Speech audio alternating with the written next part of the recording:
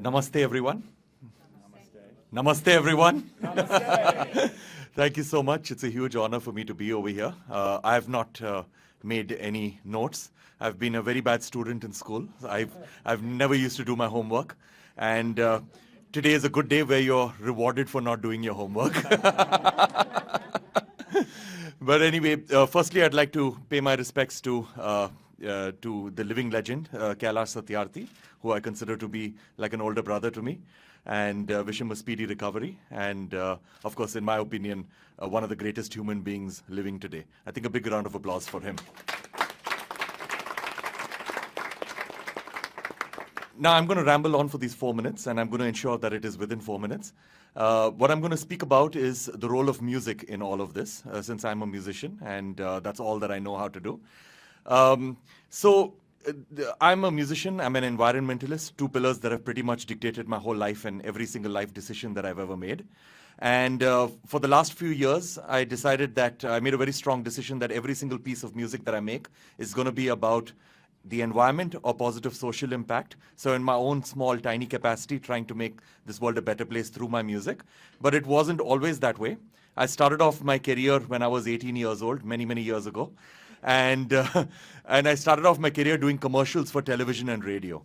So I did a whole lot of commercials, and in a span of about 13 years of doing that, I did more than 3,500 commercials for pretty much every brand that you can imagine on television and radio, and in every part of the world, I was making music for them. And then it sort of struck me after doing this for 13 years that these big brands have understood the power of music. They've understood the power of music so much so that they're ready to spend a few $1,000s on me to create a piece of music for them to sell something, because they're always trying to sell something. And not only that, they're ready to spend a few $1 million to actually air that music on television and radio to sell their product. So that is when I realized that they understood that music is a very powerful language, not just for communicating a message, but for retaining that message deep in the consciousness of a listener. Like, for example, every nation, everywhere in the world, has got a national anthem. And when you listen to the national anthem, it immediately evokes a sense of pride for your country. It evokes a sense of responsibility, and across political lines and across political ideologies, everybody come together. And that is the power of music. And there are so many such examples when it comes to the power of music.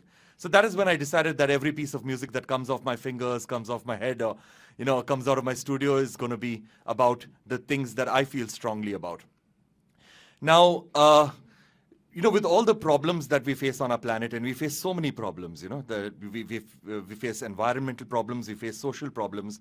I believe that the biggest threat to us as a species is the constant thought that we have that somebody else will make a difference, We're always waiting for governments, for intergovernmental bodies, for leaders, for politicians, corporations to make a difference, when the truth is that the only way we can bring about meaningful change is if we change our own behaviors. And the only way to do that is through compassion. Now, Kailash Satyarthi and me have had numerous conversations on compassion. In fact, we made a whole album, a whole musical album, which is now released on compassion.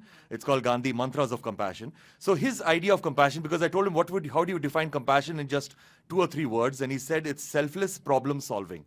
And that's the most practical definition I've ever heard, that you're solving a problem, but it's not necessarily a problem that you yourself face, So it's empathy with action, that's what it is, compassion.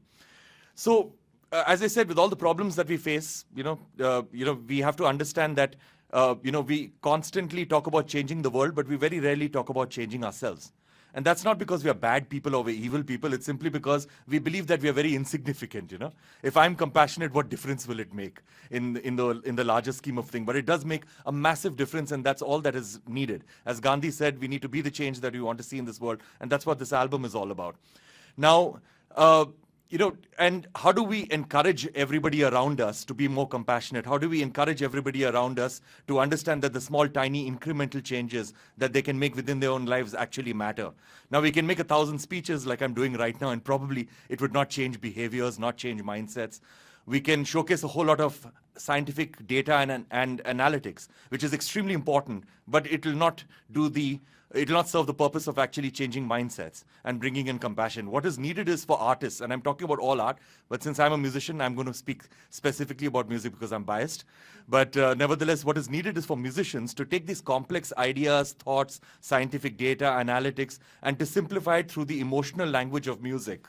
so that we are hitting the hearts and souls of people. We are hitting people on an emotional level through storytelling and music. And that is what I believe will change people. And of course, with all the problems that we mentioned just now, whether it is social problems like poverty, hunger, malnutrition, gender inequality, gender violence, or you talk about environmental problems like climate change or species extinction, deforestation, or air pollution or plastics pollution. The thing is that every single person on this planet, pretty much everybody is aware of all of these problems, not at a statistical level or with extreme data, but everybody is aware that these are problems that we are facing. So in my opinion, the golden question is not about awareness, because everybody is sort of aware of all of these problems, but not in depth. The golden question is, how do we convert this mere awareness of problems into taking concrete steps within our own lives and taking action? And I believe that the arts and music is the answer, and that is the catalyst that will actually convert mere awareness of problems into taking concrete steps and action and making this a far more compassionate and a selfless world. Thank you. Wow.